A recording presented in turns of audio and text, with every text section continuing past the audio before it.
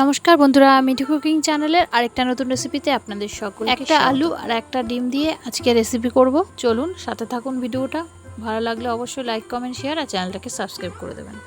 একটা আলুকে খোসা ছাড়িয়ে নিয়ে তারপর ভালোভাবে ধুয়ে কড়াইতে একটু গরম জল করে তার মধ্যে দিয়ে দিতে হবে। দিয়ে দিলাম একটা ডিমও, কিছুটা লবণও দিয়ে দিলাম। একটু সেদ্ধ হওয়ার পর একটা ঝুড়িতে ঢেলে নিতে হবে। তারপরে ডিমের মধ্যে যে কুসুমটা থাকে সেই অংশটাকে কিন্তু আলাদা করে দিতে হবে। তো কুসুমটা ছাড়া ডিমটাকে গ্রেট করে নিতে হবে।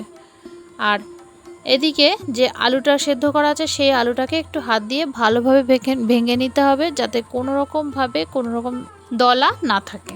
এইবার এর মধ্যে পরিমাণ মতো লবণ, হলুদ, জিরের গুঁড়ো 1 চামচ, ধনের গুঁড়ো 1 চামচ, বিট নুন কিছুটা, গরম মশলার গুঁড়ো, গোলমরিচের গুঁড়ো আর কিছুটা লঙ্কার গুঁড়ো।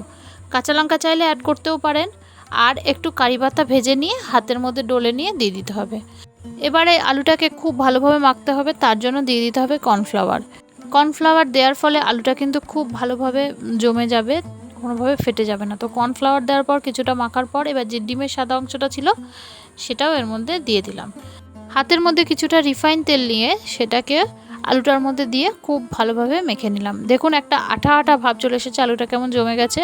এবারে আলুটাকে হাতের মধ্যে নিয়ে বেশ ভালোভাবে ঘুরিয়ে নিয়ে একটু কর্নফ্লাওয়ার ছিটানো রুটির বেলনিতে এটাকে বসিয়ে দিতে হবে। হাত দিয়ে সব দিক ভালোভাবে চেপে চেপে সমান করে নিতে হবে। যেমনটা আমি বলেছিলাম, কর্নফ্লাওয়ার না দিলে কিন্তু এই প্রসেসটা করা যাবে না, তাহলে কিন্তু আলুটা এমনি ফেটে যাবে। আর দেখুন কর্নফ্লাওয়ার দেওয়ার ফলে এটা কিন্তু সব দিক ঠিক আছে। তো চলুন, খুব ভালোভাবে সমান করে নিয়েছি। ওপর দিয়ে আরেকটু কর্নফ্লাওয়ার ছিটিয়ে দিয়ে একটা ছুরি দিয়ে পিস পিস করে কেটে নিতে হবে। কেমন লাগছে আজকের ভিডিও জানাতে কেউ ভুলবেন না কমেন্টে। ভালো লাগলে অবশ্যই লাইক করবেন ভিডিওটাতে, আর রেসিপি ভালো লাগলে শেয়ার করতে ভুলবেন না। সাবস্ক্রাইব করে আমার এই ছোট্ট চ্যানেলটার পাশে থাকার অনুরোধ রইল।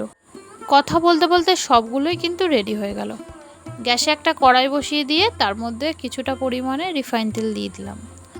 তেলটা গরম হলে পরে এগুলোকে ছেড়ে দিতে হবে, একে একে ভেজে নিতে হবে লাল লাল করে। গ্যাসের ফ্লেমটা মিডিয়াম টু লোতে রাখবেন, তাতে কিন্তু খুব ভালোভাবে ভাজা হবে। আর দেখুন এক পিঠ হয়ে গেছে, এবার উল্টে দিলাম আরেক পিঠ।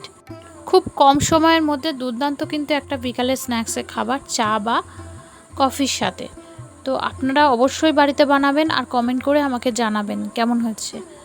আর চলুন, এক পিঠ তো হয়ে গেছে, ভালোভাবে উল্টে নিয়েছি।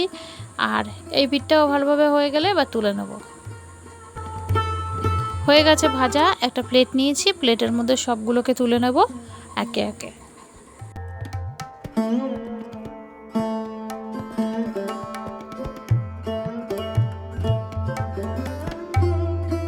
তো রেডি হয়ে গেল আলু আর ডিম দিয়ে দুর্দান্ত একটা স্ন্যাক্স। দাঁড়ান আপনাদেরকে ভেঙে দেখাই। এই দেখুন। তো চলুন, আজকের রেসিপি এই অবধি, দেখা হচ্ছে পরের রেসিপি নিয়ে। সকলকে অনেক অনেক ধন্যবাদ।